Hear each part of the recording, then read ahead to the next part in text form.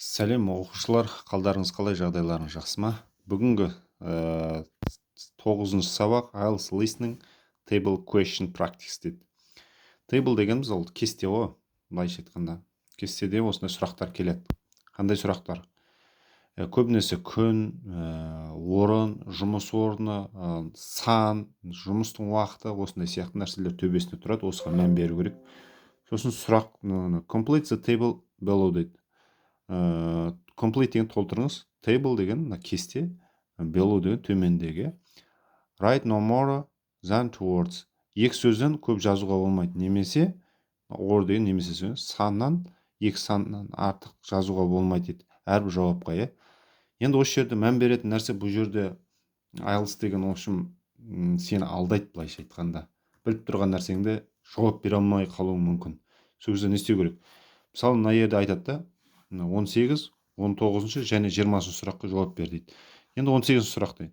18 сұрақ, ол сенде жұмыс орнын жазу керек, қандай жұмыс орны екен, соны жазу керек мына. Job деген жұмыс қой, description, жұмысты сипаттау ғой, соны жазасың, қандай жұмыс сипаттап жатқан. Және сол жұмыс қай уақытта басталатыны, осыған бітіп мұқият болу керек. Енді мына жерде Monday дейді, Monday деген понедельник қой. Мына жерде Friday. Monday мен Friday арасында 3 күн бар. Екінші, үшінші және төртінші күндер, осы төртінші күндерді айтып тұрады да, төртінші күндегі, үшінші күндегі жұмыстарды сипаттап сенің миыңды ашытады. Сол кезде шатасып кетпеу, екінші күндегі уақыттарды айту мүмкін, сол кезде шатасып кетпеу керек. Және бесінші күнде келген кезде орынды, қай жерде кездесетін бір нәрсе туралы айтады. Сол кезде бесінші күндегі орынды жаза алуың керек. Міне, IELTS Listening Table Question Practice десеңіз, осындай практиковать ете беріп, бір 10 күн практиковать етсеңіз, примерно бір күніне 5-ден шешіп отырсаңыз, 10 күн істесеңіз 50-ін істейсіз да. Уже бұл 4-5 сұрақ міндетті түрде table question келеді IELTS listening'де. Уже сізде егер 4-5 сұрақты келетін болса, содан хотя бы 3-еу жинасаңыз, сізде уже 3 балл. Көрдіңіз бе? Сіздің жаңағы главный 6-5-7 балл жинау керек қой сізге. Уже сізде болады, осыны дайындала берсіңіз.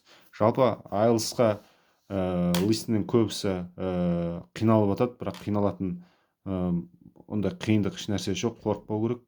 Тек осындай точкілер білу керек, ұстап алу керек сөздерді. Чақ-чаққа сосын жазып отыру керек.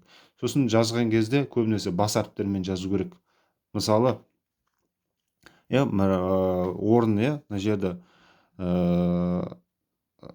мысалы hotel дейтін болса, бас әріппен жазсаң,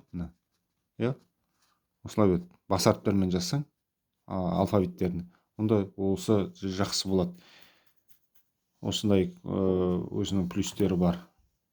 Жақсы, сәттілік, барлықтарыңызға IELTS-тан 9 балл алуларыңызға тілеймін. Жақсы сау болыңыздар.